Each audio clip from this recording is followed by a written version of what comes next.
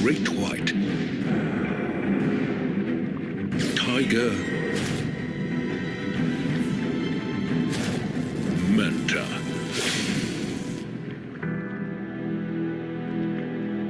Refined over millions of years, their powers are unique. They are super sharks.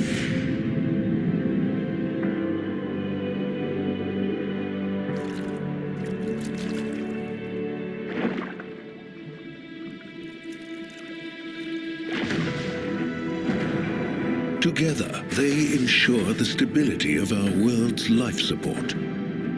The oceans.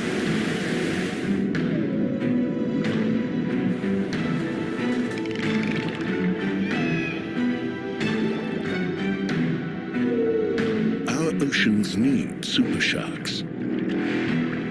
We need them, and they need our help.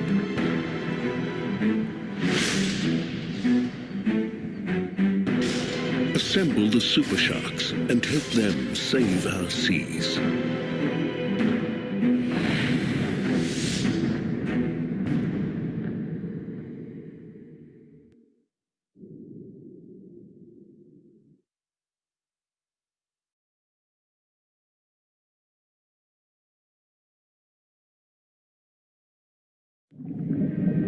Sharks and rays.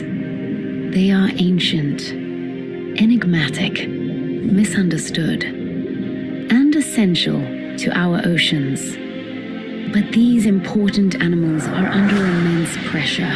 As the Save Our Seas Foundation, we're here to help. Through supporting research, conservation, and education, we work to ensure a future for sharks and rays. The Save Our Seas Foundation. Together, we can make a difference.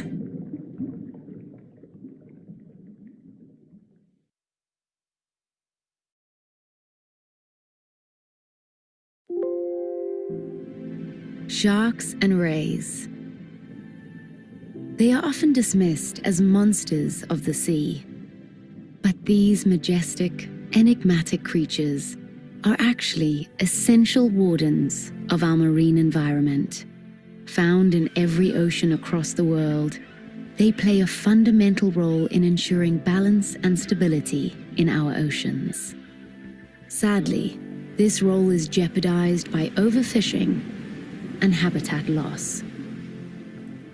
Around 3 billion people rely on fish as their primary source of protein. Ongoing declines in shark populations could have devastating and unpredictable impacts on marine food webs, and even our own food supply. The plight of sharks and rays was the spark for the Save Our Seas Foundation, founded over 15 years ago. Through the funding and support of research, conservation, and education initiatives, we are dedicated to safeguarding the future of sharks and rays.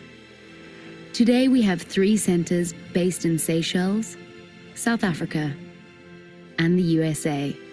Since 2003, we have funded over 300 projects on over 60 species in over 50 countries.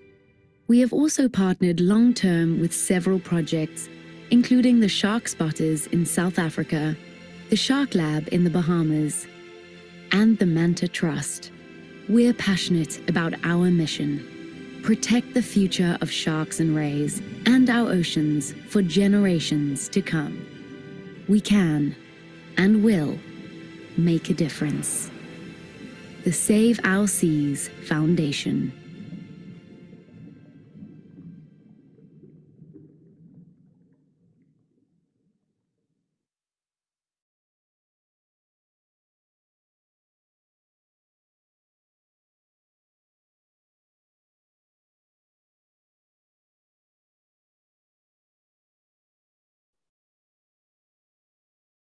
Hello, everyone, and welcome to tonight's Save Our Seas Foundation Distinguished Speaker Series. We're so happy to have everyone here. My name is Lance. I'm from the Museum of Discovery and Science in Fort Lauderdale, Florida. I'm the Director of Environmental Sustainability there.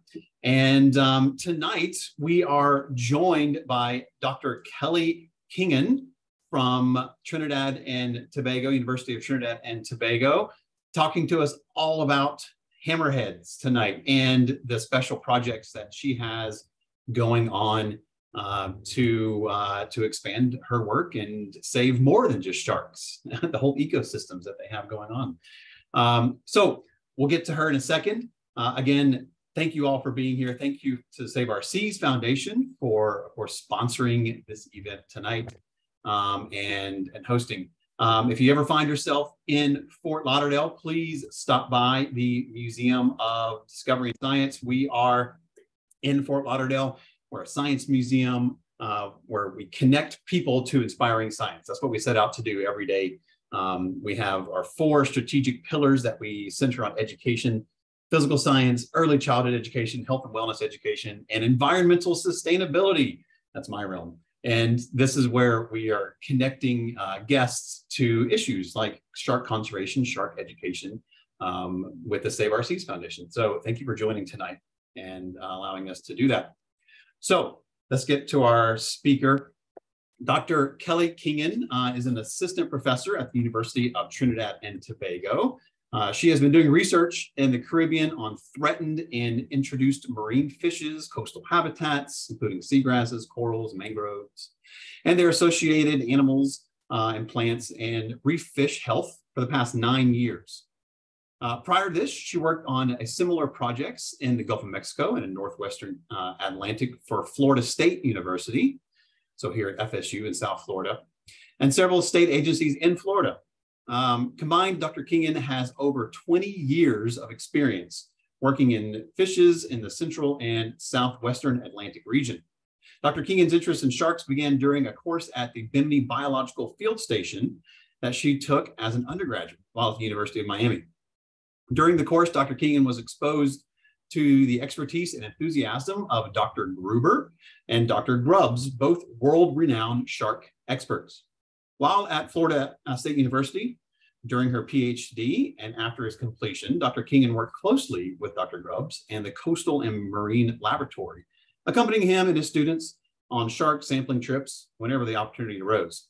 When she arrived in Trinidad, the intensity of shark fishing and the composition of the catch, which included several hammerhead species, convinced Dr. Kingon of the need for a shark biologist based on the island of Trinidad. Since then, Dr. Kingon has been collecting data on hammerheads and other sharks to inform fishers, managers, and the public of the need to protect them. Recently, with 2 colleagues, she established a nonprofit organization called Conserve Habitats and Protect Organisms, or CHAPO. CHAPO is a local common name for a large hammerhead shark caught often in Trinidad. Through this organization, Dr. Kingon is trying to protect not only threatened sharks, but all species and ecosystems, as we are all connected and depend upon each other. Dr. Kingon, welcome. Thank you so much for that great introduction and for having me tonight. I'm very excited.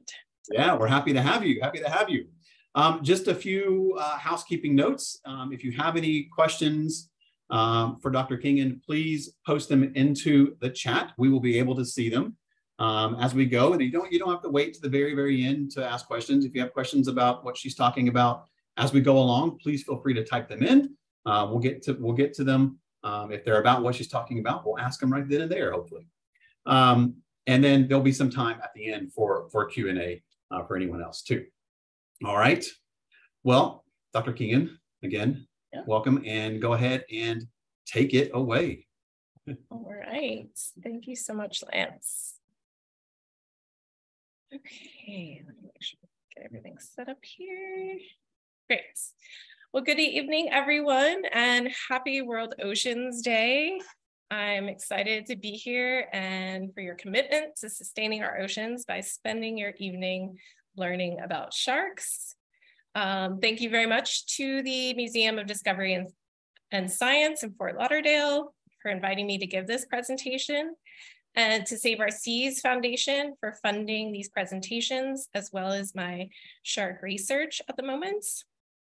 And I think a lot of the other intro stuff I was going to mention, Lance went over already, so I will just jump right into it.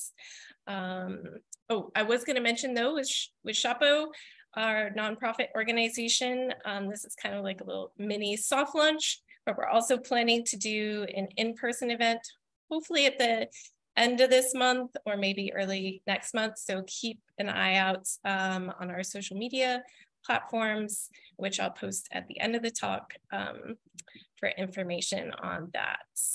I also need to give credit to tons of people who have helped with this research, as there's no way I could have done it on my own. So this includes collaborators in the US, local students and volunteers, and of course the many fishers and vendors who have helped along the way. And really only kind of a handful of the people who've helped are listed here, even though it's a very extensive list. So much appreciation to everyone. All right, so I'm coming to you guys live from Trinidad and Tobago, and you may be wondering where that is. Our twin island nation is found at the southwest corner of the Caribbean Sea, just to the northeast of Venezuela. And this location is quite unique because we have a mix of South American flora and fauna, as well as Caribbean plants and animals that overlap. So this creates really high biodiversity. For example, there's close to 1,100 species of fishes that have been recorded, marine fishes, I should say, that have been recorded in our waters. And that includes approximately 100 species of sharks and rays. So this area is highly productive due to its tropical climates and proximity to large river sources, such as the Orinoco in Venezuela, the Essequibo and Demerara rivers in Guyana, as well as we even get waters coming all the way from the Amazon. So they travel up via the Guyana currents and bring fresh water and nutrients and sediment, as well as the associated prey to our waters. And this creates a rich environment that's really ideal nursery area for many species. So part of that diversity is within the hammerhead species. So globally, there's 11 species of hammerheads, and 7 of these have been documented in Trinidad and Tobago, which is extremely high. So these are the 7 different species that we have here. We have the scalloped hammerhead on the far left. My pointer will show up here. And this also has a cryptic species called the Carolina hammerhead that looks exactly the same, other than its genetics are different and has a different number of vertebrae. And we have documented this species as well as hybrids between the two here in Trinidad. We also have the golden hammerhead, which is also known as the small eye hammerhead, but golden hammerhead I think is a little more appropriate, and hopefully in my pictures you'll see why. We have the great hammerhead. This is a juvenile pictured here. We have the bonnet heads, which is likely to become a different species to the one you guys have up there in the US. They look slightly different and their genetics are different as well. So we should be seeing that hopefully sometime soon. And then occasionally we get occurrences of the smooth hammerhead kind of passing by. And historically, we had the scoop head, which is on the far right here. So of these 7 species, if we look at the global IUCN Red List status, they're not doing very well. Most of these species are threatened with extinction. As you can see here, 4 of these species, really 5, which I'll get to in a second, are critically endangered. The scalloped hammerhead, the great hammerhead, the golden hammerhead, and the scoop head. The bonnet head throughout its range is listed as endangered, but our particular distinct population segment, which is DPS, that we have here in Trinidad is also considered critically endangered. And then the smooth hammerheads are listed as vulnerable. The Carolina hammerhead, since it's kind of a recently described cryptic species, we need more data on that species, but it's highly likely it's going to be listed as critically endangered too, because it looks just and interacts in a similar way to the scalloped hammerheads. So things aren't looking very good for the hammerheads here. So we're trying to learn as much as we can about them, since we do still have some of these species here. Okay, so just a little background on hammerhead biology. And I've split this up into the larger hammerheads and the smaller hammerheads because they're slightly different. So for the larger hammerheads, like these great hammerheads pictured here, also includes the scalloped, smooth, and Carolina hammerheads.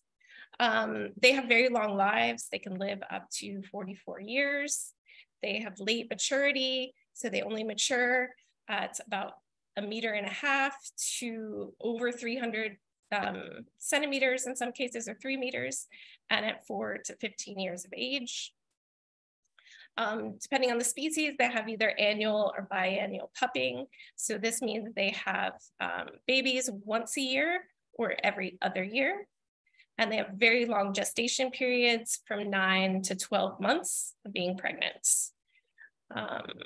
And they can have highly variable clutch sizes across species and even within species, from 2 to up to 50 pups have been documented.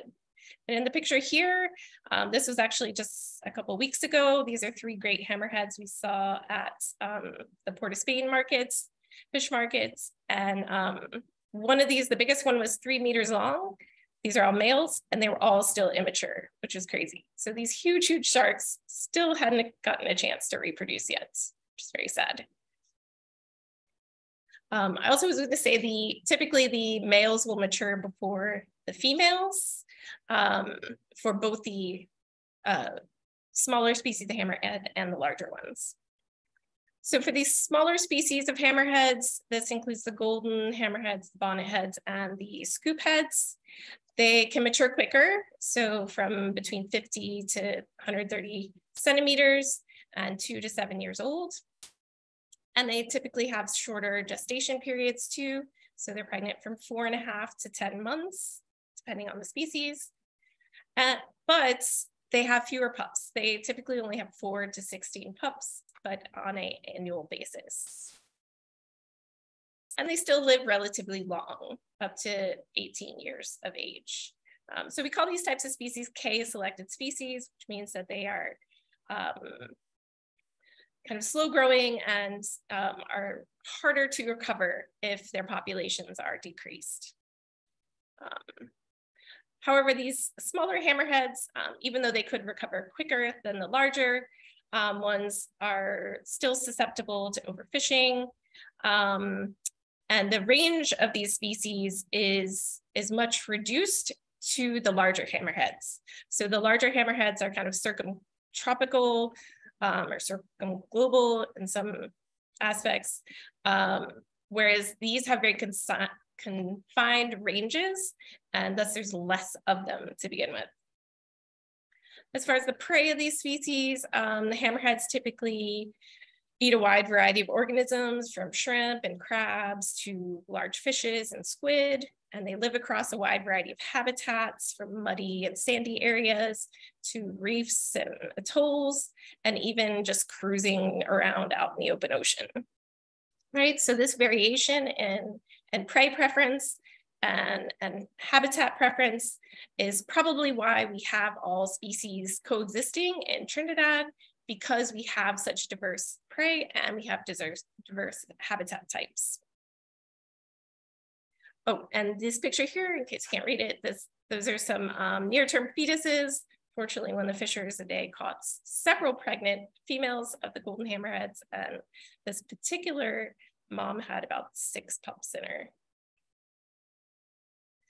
So then I just want to share a few little interesting facts about hammerheads before we get into the meat of things. Hammerheads have the hammer type head, which is called a cephalofoil, and this provides an enhanced binocular field of vision. So the hammerheads can actually see more around them than the other species of sharks. And this little diagram on the right kind of shows that. Sorry if it's hard to see.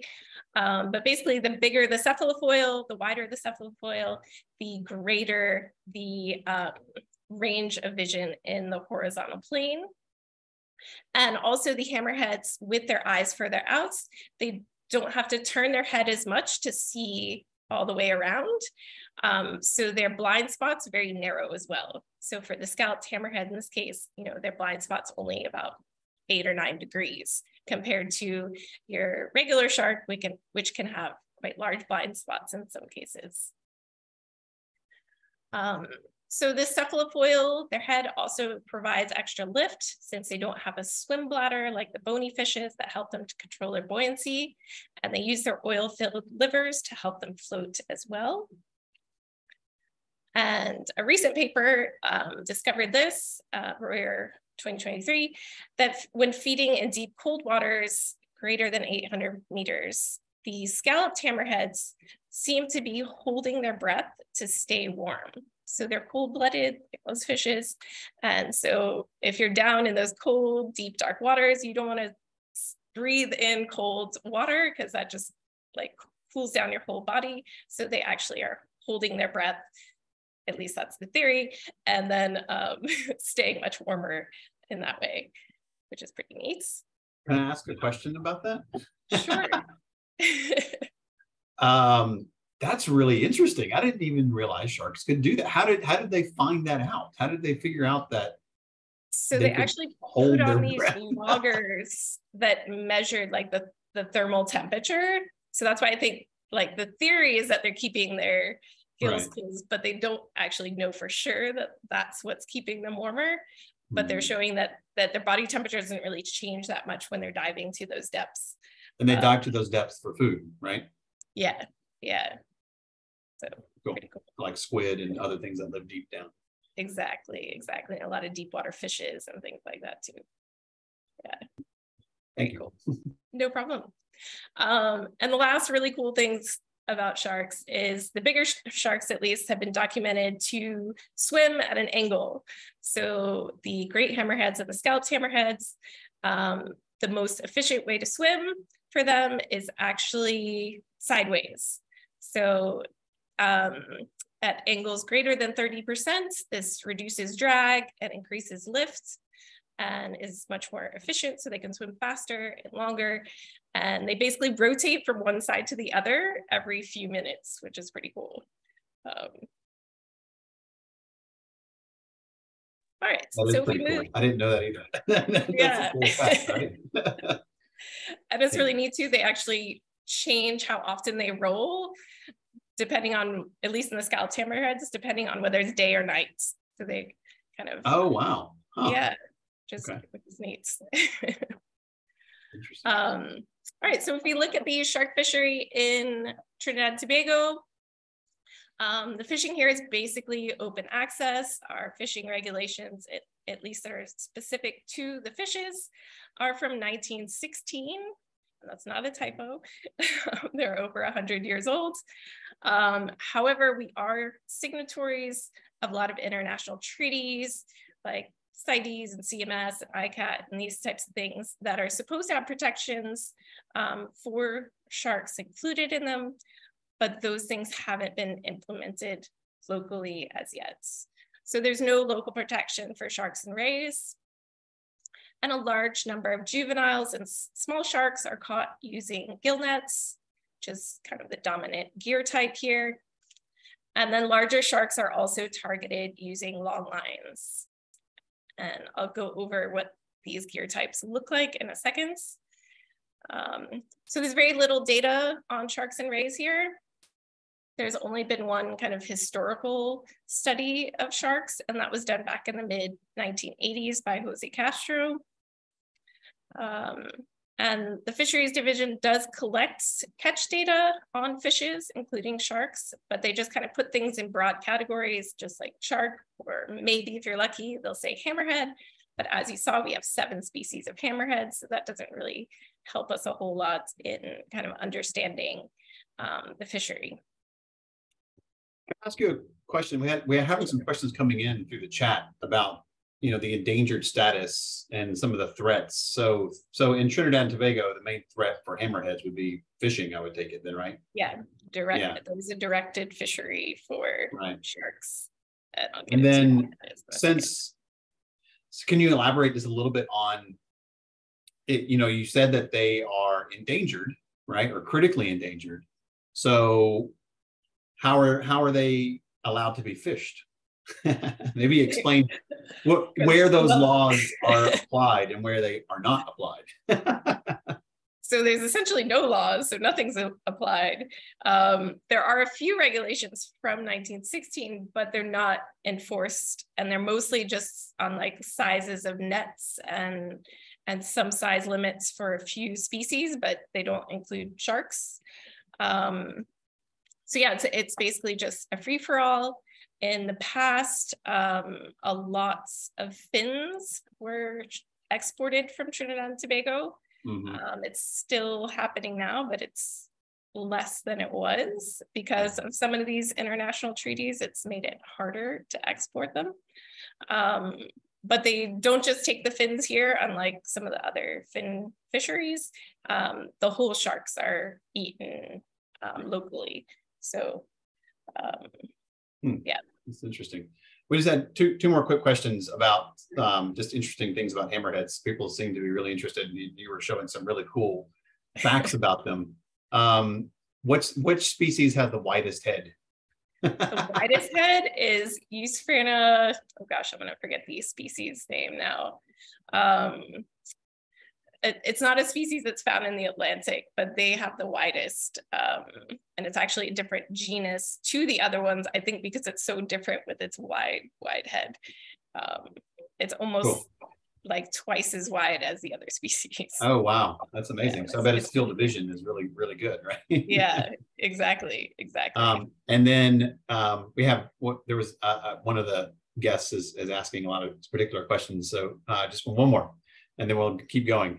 How many teeth does a hammerhead shark have on average? Do you have any idea on that? A lot. A lot, yes. I mean, I can say that a typical shark that eats fish that has a lot of like pointy, jagged teeth will go through tens of thousands in one lifetime. They have a conveyor belt of teeth that just kind of keeps coming as one breaks off. A new one will constantly grow in its place. While as humans, we have two sets of teeth, where sharks have a practically endless amount of sets of teeth that they can grow. So over a lifetime, tens of thousands, maybe 100, maybe, I don't know. I was going to say hundreds-ish.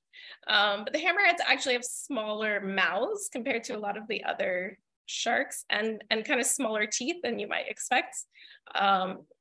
But that being said, even though they have smaller mouths, they have smaller teeth, so still a lot could fit in there. Cool. Thank you. Yeah. Okay. I'm trying to think where I was at. Oh yes, I was going to mention bycatch as well. So sharks are also caught as bycatch here, but they're never discarded because there is a demand for the meats. If somebody catches a shark, it's going to get consumed. So we don't have an issue of discards at all. The sharks that are caught are used.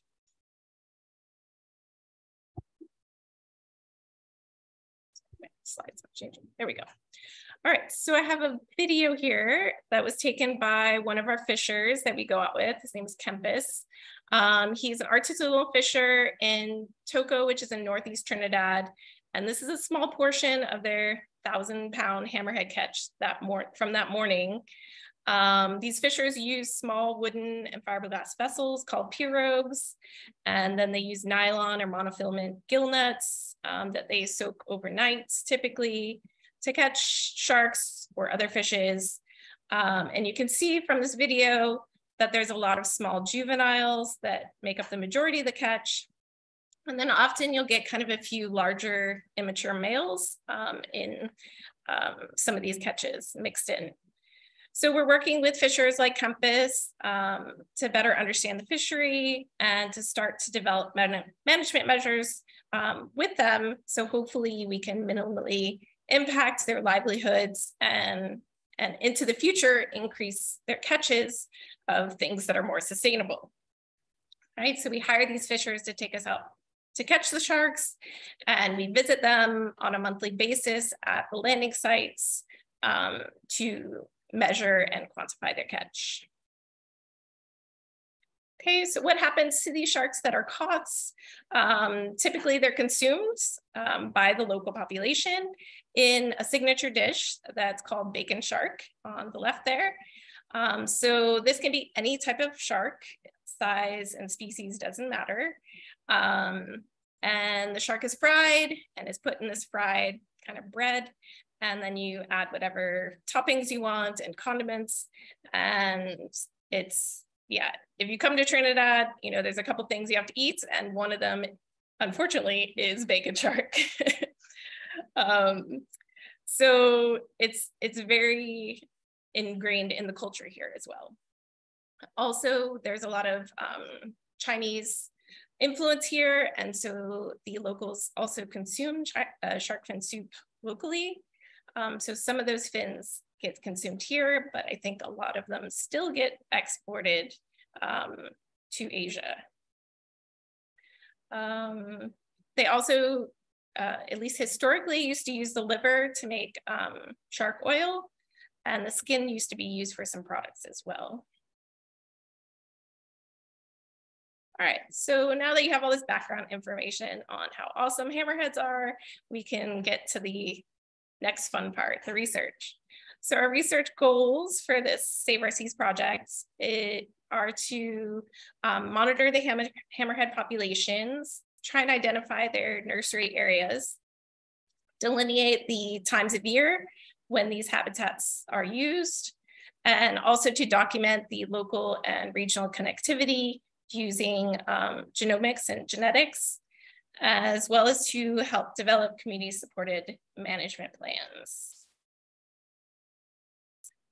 So our Save Our Seas project has been running since 2021 and is set to continue into next year.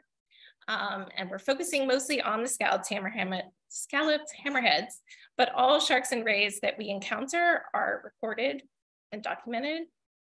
We perform monthly visits at approximately 16 landing sites and fish markets around Trinidad to document the sharks that are being landed.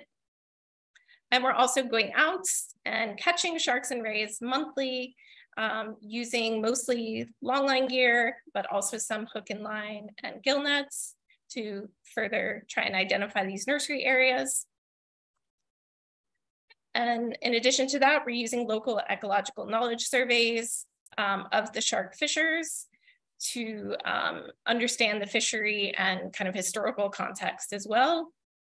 And we did some of these surveys back in 2016 to 2017 that'll present a few of those results, but we've kind of are redoing and expanding on that survey at the moment. I just don't have those findings the more recent findings to present as yet.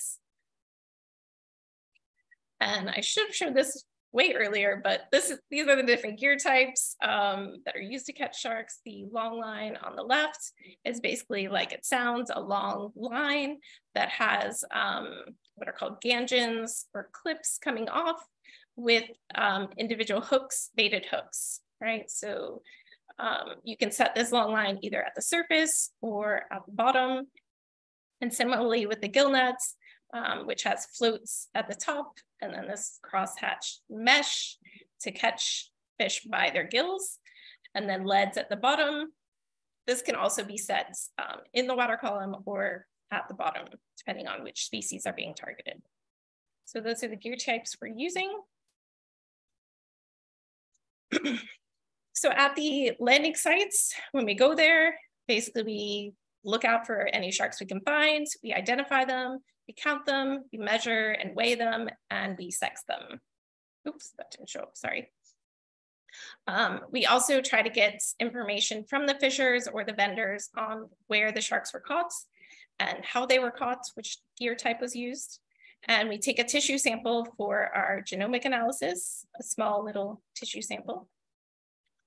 And then each shark is also assessed for their relative age since birth, if they're juveniles, using their umbilical scar wounds, which I'll show in a minute, and maturity for males by measuring their claspers, which are the external reproductive organs, and we check their claspers for hardness, which is an indication of maturity.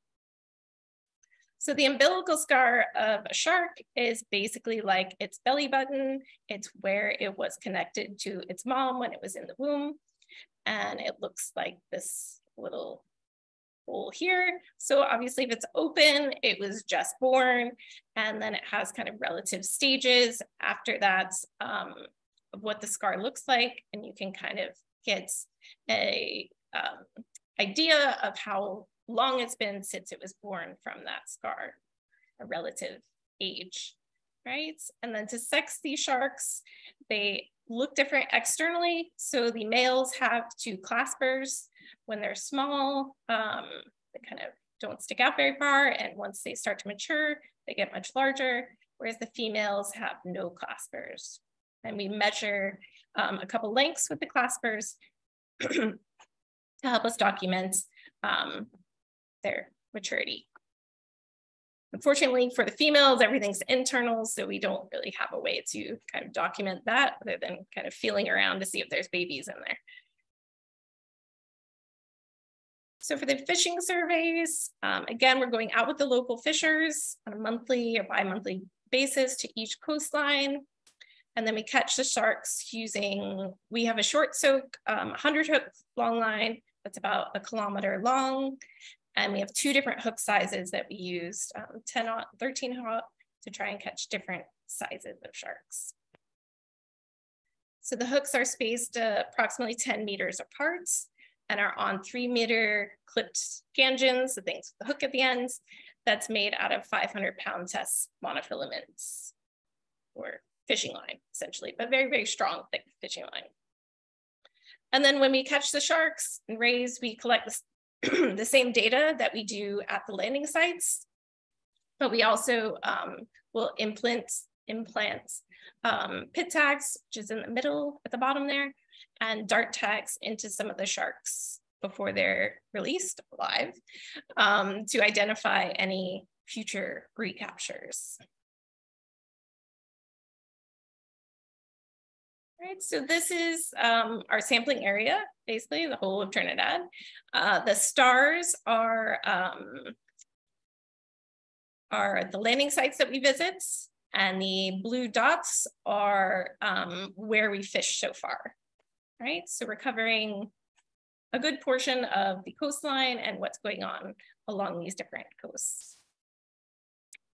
For the local ecological knowledge surveys, the ones that we did back in 2016 and 2017, we interviewed 34 fishers who specifically target sharks around Trinidad and we asked them 43 questions to get kind of demographic information, details on where, when, and how they catch hammerheads. And it also included questions related to the status of the hammerhead stocks and different management options that they may be open to. And like I said, we are kind of redoing the survey now to get additional information from these fishers.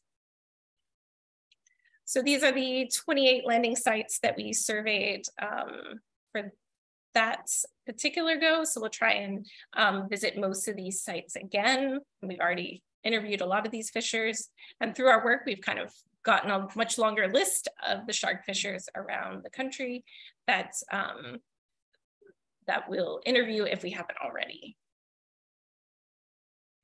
So getting to our results from the landing site surveys, which I'm going back to when we first kind of started these in January 2016, all the way through March 2023, we've encountered over 775 scalloped hammerheads, 63 golden hammerheads, 24 greats, 8 bonnetheads, and 38 hammerheads of some sorts. So a lot of times these hammerheads come in, they're already dressed, or they don't have a head, don't have fins, and so it makes it very difficult to identify the species.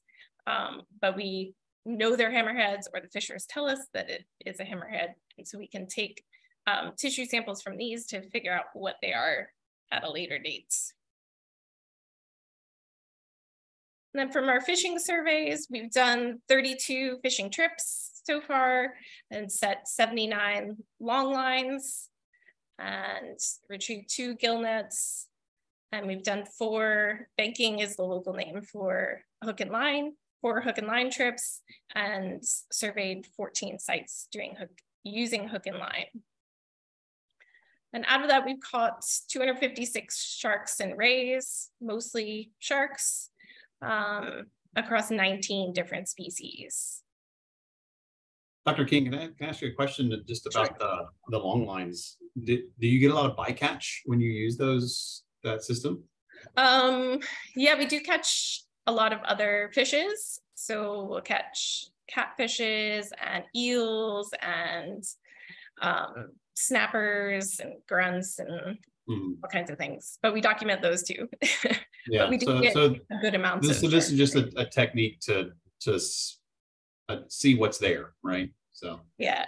And how does it compare to the fishing industry in Trinidad? Is it consistent with like someone else like going out, or is this is like small potatoes compared to what everyone else is doing?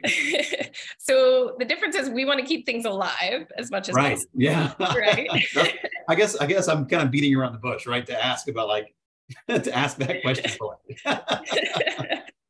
Yeah, so our gear is much reduced compared to what the local fishers use. And yeah, we are probably going to start kind of experimenting with some gill nets just because we're not catching the hammerheads like we would like. And they seem to be caught more frequently in the gill nets. You know, we'll set a long line and a fisher will set a gill net like right next to us and they catch hammerheads and we catch none, you know, so they're there, we're just not catching them. So we may experiment with that to see if we can do some little short set gill nets to catch the hammerhead still alive. But yeah, that's the main difference is we want things to. So you release them, in other words, right? Yes. Yeah, of course. If they're alive. I just wanted to clarify because yeah, that's if they're dead, they don't go to waste, I should say. Yeah. Okay. Thanks for clarifying. No problem. Interestingly, from our catch, we are catching more males than females of sharks and rays, which I'll show from our surveys at the landing sites. It's the opposite. So there may be some skew for sex, that the females get caught more easily in the gill nets, whereas the males are more aggressive towards the hooks and bait and things like that. But that's just kind of preliminary data at this point. So if we look specifically at the scalloped hammerheads, we've been able to sex and measure nearly 500 of them. And we've got more females than males, but just slightly, and almost all of them are immature, right? So we've had a handful of mature males and maybe 1 mature female. We can't tell if she was mature, but she was around the right size. They range in size from 43.5 centimeters, which is basically right out of the womb, to up to 300 centimeters. So if I look just at the newborns or the neonates, we've found or surveyed nearly 200 newborns, and we consider anything at 57 centimeters or less as newborns. After that, it's probably past their first year of life. And across that, we found 96 females and 101 males. So a 1-to-1 ratio, which is what you'd expect from a clutch. They typically have about half and half. The highest catches for the newborns were January, February, and November. So this could be pupping times.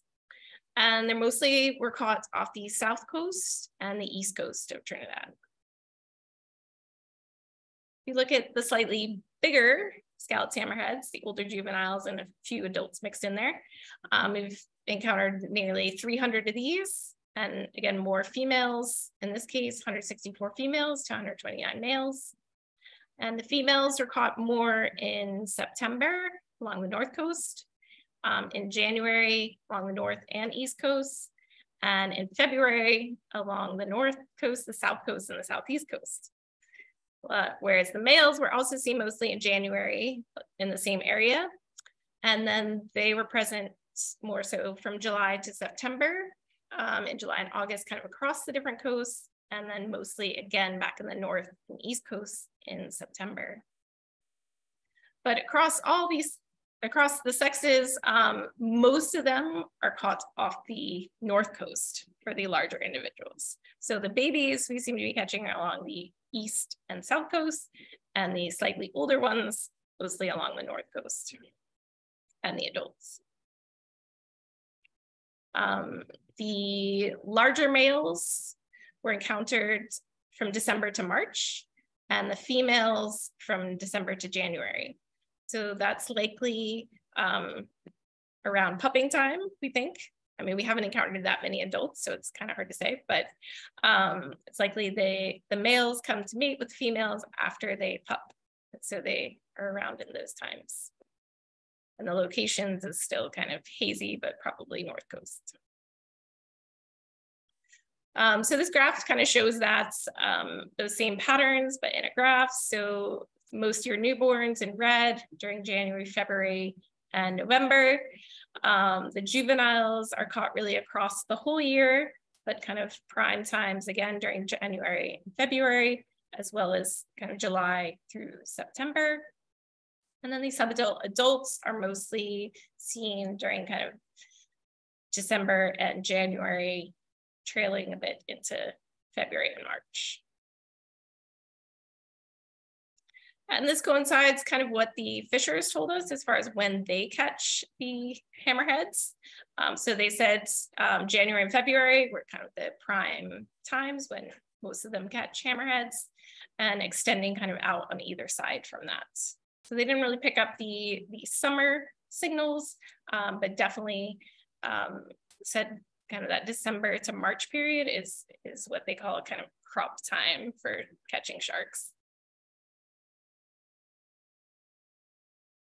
If we look at our long line data for the hammerheads, unfortunately, we haven't caught very many. We've caught 5 scalloped hammerheads. 1 was caught in the gill nets. 3 of these were males. 1 was a newborn. 2 females, all relatively small. All of these were caught on the East Coast, except for 1 that was caught off Moruga in the South Coast. And these were caught in September, November, and January. So November and January kind of coincide with the data from the landing sites, and September was probably the larger individuals that were caught during that prime time.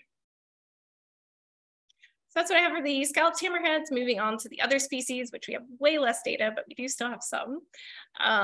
The golden hammerheads, and you can see why they should be called golden hammerheads and not small eye hammerheads, because they are actually golden in color. They're really beautiful. We've encountered 29 individuals at the landing sites, 12 females and 17 males, across kind of the whole size range. So even though we've encountered very few, we saw from very small juveniles to large adults. And these were mostly encountered in November and came from the East Coast. And then with our long line, we've caught some golden hammerheads too. We've caught 33, 24 of them in gill nets, and even across females and males, 16 females, 17 males, with mostly catching larger females, and across the range for the males. And again, both immature and mature across both sexes. 2 neonates of the males, which you can see one of them pictured here, the little cutie, and at least 4 pregnant females. I think it was actually a lot more than that, but 4 that we knew were pregnant when we were documenting them. And these we caught in September and December. And then the bonnet heads, we've only rarely encountered these. We've measured 8 of them, 2 females and 6 males. The females are potentially both mature. The males, 3 mature and 1 immature, missing some data on the others. Sizes more in the larger range for this species, with the 2 biggest ones being the females. And these were mostly caught in August, with just 1 each in October and November. And unlike the other species, these are mostly caught on the West Coast. So in the Gulf of Paria, around Patos, which is actually part of Venezuela, Cedros and Icacus, which are towards the southwest of Trinidad.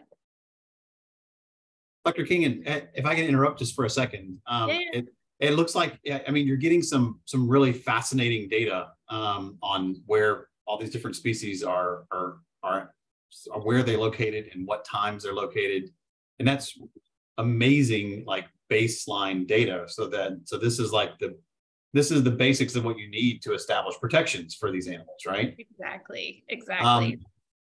We're running a little short on time. I just want to be aware of that. A lot of questions. And I know that I know that you are doing a lot in Trinidad and Tobago to advance the protection of these species with your organization, SHAPO. So I was wondering, in the short amount of time that we have left, I was wondering if you might elaborate a little bit on what you're doing with that organization and what are some of the goals you have for that in the 5 or 6 minutes that we have left. I'm getting cut off. Sorry. Yeah, no, I just wanted to know. So we're fairly new, so we're kind of just starting to get our feet wet in several different projects. But yeah, that's definitely something we'd like to get more involved in, is the conservation side of things and pushing maybe not local management, but because that's difficult here as far as pushing things into law, right. But it's kind of more, from the ground up, like getting people to change their behavior and to, think of things differently. Like, hey, maybe I don't need to eat bacon shark once a week, maybe I'll just have it once a month now, and kind of considering the implications of some of their actions. And I think when people are aware of some of these things, then they can make better decisions and work with their community to hopefully push through incentives that can help with conservation measures. But we're basically very broad at this point, because there's so many things that need to be done. And like you mentioned in my bio, like everything is connected. So I don't feel we can just ignore one thing and only focus on another, because there's so many things that need to be done that if we have the means or the capacity, that we can help wherever that may be required. What do you see as, I guess, like the biggest hurdle to make that connection? Because it seems like it's really ingrained in the culture, right? Consuming sharks. But so how do you bridge that gap with starting with fishers, because you have that relationship with them already? So how do you convince them that these sharks are key to like mangrove habitats and seagrass beds and coral reefs? How do you do that? And maybe we don't know, but So unfortunately, it is kind of like one fisher at a time. I feel, some are more open to changing and doing different things, whereas others, it takes a little more nudging, Right. And we have seen some changes with some of the fishers, like one of our charter fishers that we go out with. I was going to show a little video clip he made. He's huge on like YouTube and, social media and putting these things out here. So he documents like our research trips and like says, hey guys, this is why we need sharks and you should let some go. We don't need to eat all of them. And so having people like that on our side really helps, because it's like, okay, this is a fisher talking to you. And so it's easier for fishers to listen to another fisher than to listen to me. Yes, that's the key, right? You need a few advocates on your side, right? Yeah, and I think we're gaining some ground, and there's definitely a lot of people who have shifted, but what species they catch and what sizes, you know, they release and things like that. So, right. Yeah. So going forward, how would you think about expanding your project? You know, the Save Our Seas Foundation is funding your research, and you're getting a lot of, like I said, good baseline data. So what do you need? You know, if you were given a blank check, right? So what would you do to expand that? How would you roll that into forming regulations, right? Yeah. What would you do next? I think what I would do, I would love to get like some acoustic tags and satellite tags and like really see where these sharks are going, because I don't think they just stay around Trinidad and Tobago. I think we have, you know, this nursery ground that likely contributes to, you know, even up to like Central America, down to South America. We really don't know where our sharks go. We know they're very different from the ones in the US, so they're not going up that far, but they're going somewhere. And I think kind of getting some more regional information would help potentially put some pressure on Trinidad and Tobago, like, hey, those are our sharks too, right? Like, can you guys really do something? And really, we do need more funding locally, because there's just not a lot of means for doing research and collecting this monitoring data. So that could help bring in additional funding as well to kind of continue species level monitoring, to really keep an idea on what's happening with each species, and you know, what management measures might be working and what's not, and those kind of things. We've had a few guests on that are using acoustic tags in previous talks. That last week we had Dr. Smuckle from the Bimini Shark Lab, and he's using acoustic tags and partnering with other scientists around in the Gulf and up Florida. And of course, just like you said, sharks don't stay in one place, right? They exactly move, especially like these big pelagic species, like you find scalloped hammerheads and things that swim the whole ocean, right? So that's really interesting. US is lucky that they have that whole setup of acoustic receivers, like all everywhere. We have none here, right? And none anywhere within probably, oh God, you know, maybe even like 1,000 kilometers. I don't know, a long ways before there's any. So it would require a lot to really set an opportunity. Yeah. That's interesting. We had a question from a guest just asking about, do you do educational outreaches, and do you talk to classrooms? Can you like zoom in to talk about sharks with school groups and this kind of thing? I haven't done a whole lot of that, other than I teach at the University of Trinidad and Tobago, so I obviously bring it into my classroom. But yeah, that takes up a lot of my time, so I don't get as much time to kind of go to outside and do that more. But that is something that would be really helpful, I think. Well, I'll end it with, you know, the one last question about how can people get a hold of you? How can they learn more about what you're doing? How can they learn more about Chapo, your organization? How can they get involved? How can they, sitting at home here in Florida or maybe elsewhere, get involved with protecting sharks? How do we help? Let me, if I could share my screen. Yeah, go ahead. That up. See. Just a second to get to the right place. We can't see it yet. I know. I'm okay. The right slide. I was getting to the right slide first. Cool. All right. So here is the contact information. It's got my emails, our websites, and social media, hashtag, whatever. Links. I'm not into social media very much. So I have a lot of other people that help with that. So yeah, any of those means you guys can contact me. If I get your phone number, if you are local, we have a WhatsApp group for all the shark volunteers, and I post like different information on there as well. It's grown. It's about 75 people now, I think. So I've been using kind of that as a means to educate people as well.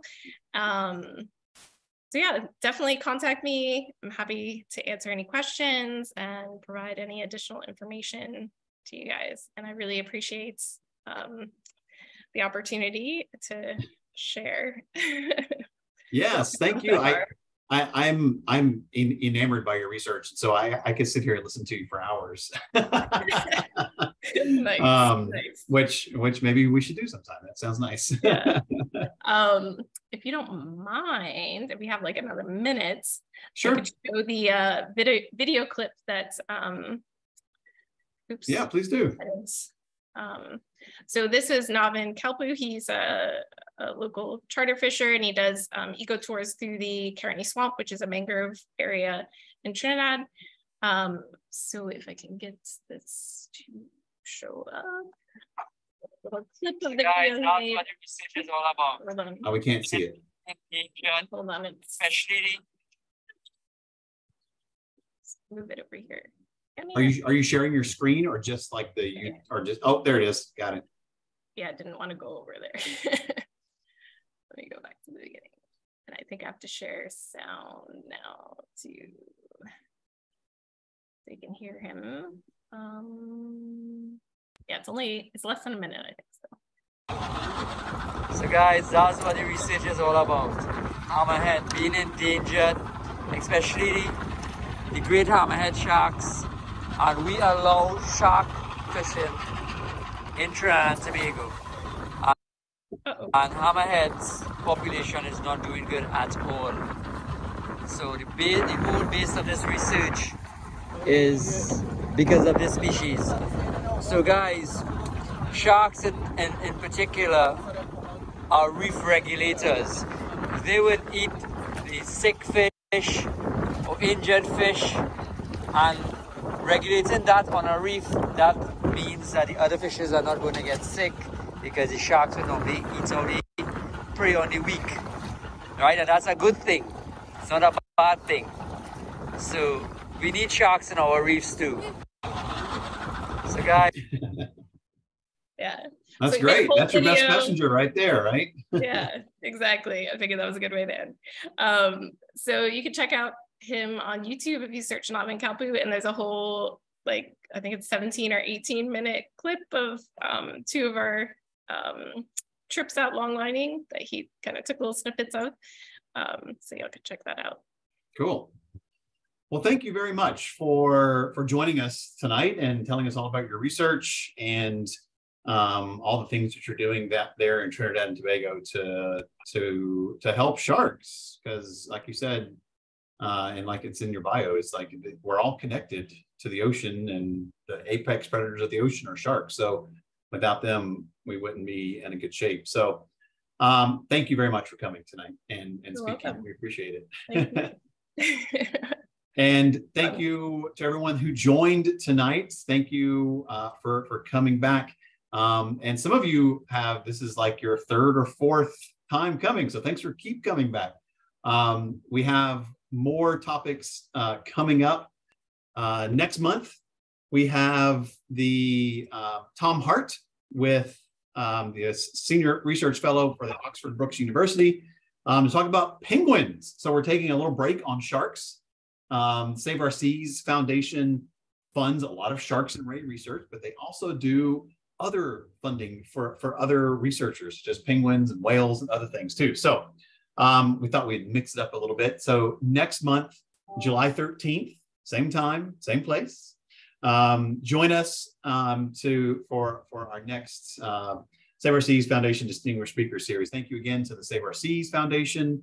Thank you again, Dr. Kingon, for joining us, and we shall see you guys next time. Thank you. Thanks. Bye, guys. Bye-bye. Happy World Oceans Day. Happy World Oceans Day.